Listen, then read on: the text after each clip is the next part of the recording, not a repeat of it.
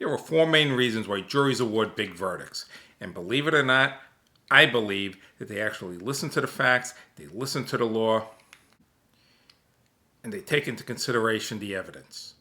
The mainstream media would have you believe that juries treat trials in personal injury cases almost the same as going to the corner deli, buying a lottery ticket, scratching it off, and winning the jackpot, or going to Atlantic City and pulling the one-armed bandit.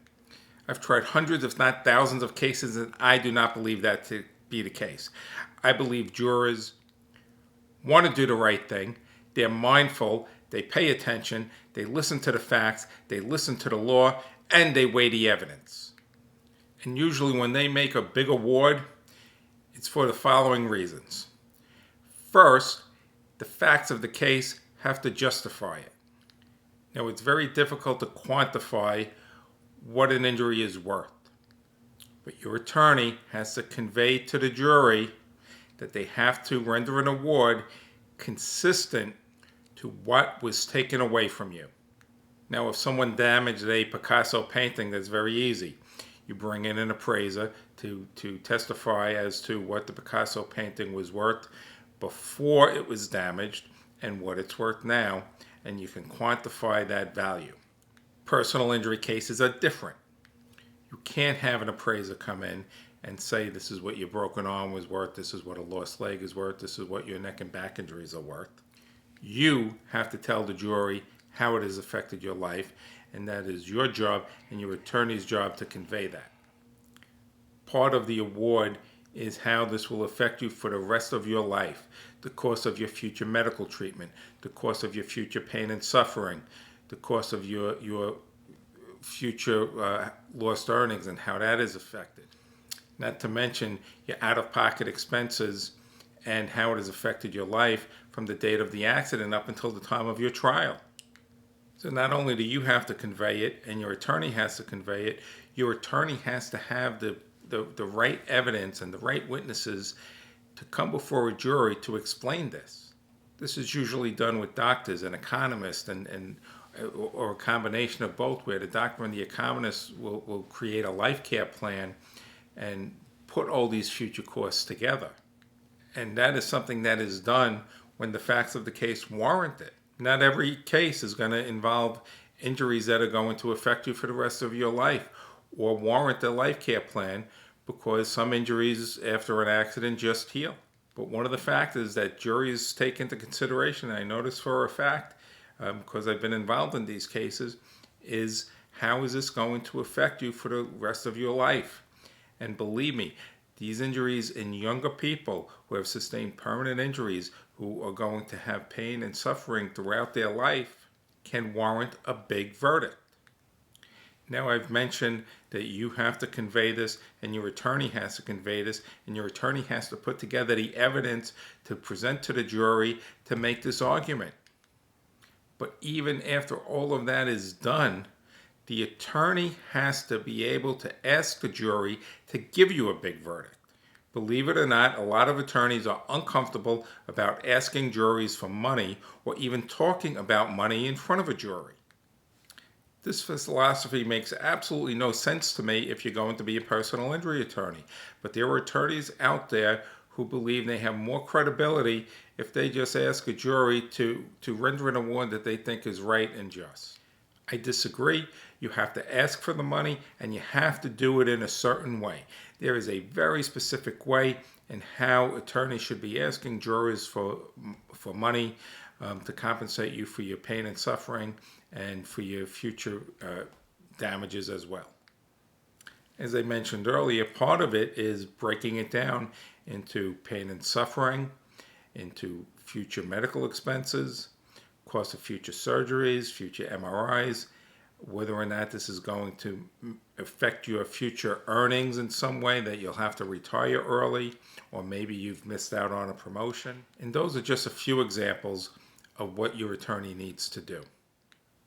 Another factor that helps a lot, but it's not the be-all and end-all in getting a big verdict, is that the jury has to like the plaintiff. If you're the plaintiff and you're going to trial, dress appropriately.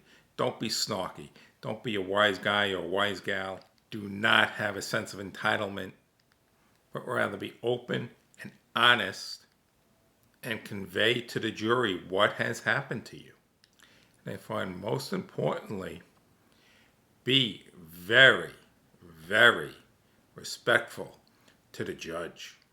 The juries look to the judge as the authority. And if they see you being disrespectful to the man or woman that is sitting on that bench, the person they are taking their guidance from, they will bury you. You should also be respectful to your adversary's attorney. Now, sometimes that can be tough depending on who the attorney is and how they're handling the situation. And you can get away with a little snarkiness if it's warranted. But my advice, for the most part, is be respectful. You know, they say when they go low, we go high. That's what you need to keep in mind during the course of your trial. Always take the high road. Always take the high road. And finally, the fourth reason why juries render big verdicts, and this one is key. This one is probably the most important one. They have to believe the plaintiff. Now, believing the plaintiff and liking the plaintiff are two completely different things. There are many likable people, but I wouldn't believe a word that they say. And there are some very honest people, but are not particularly likable. And I'm sure you'll agree with me, these are two very different things.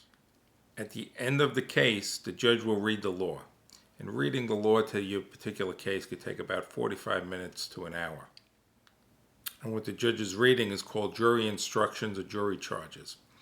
And one of the instructions that the judge is going to give to the jury is that if they find just one piece of testimony from anybody is found to be untrue, they can discredit the entire testimony. So if the plaintiff slips up and lies about even one thing, they can ruin their whole case, no matter how significant their injuries are, no matter how many witnesses the plaintiff's attorney hires to put on to support the case and prove future damages, past damages, what the course of the medical treatment was, no matter what. If the jury believes that the plaintiff lied once, and it could be even a small lie, they can discredit all of the testimony. The plaintiffs must tell the truth, even if they think that testimony is not going to help their case. Being honest about unfavorable facts will go a very long way and can still lead to a very large jury award. But if they lie even about something stupid, there goes your case. So always be honest. If you found this information useful, please subscribe to my YouTube channel.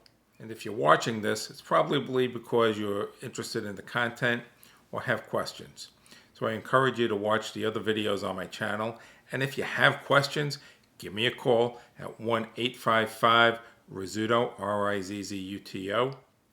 And either myself or somebody from the office will be happy to speak to you free of charge.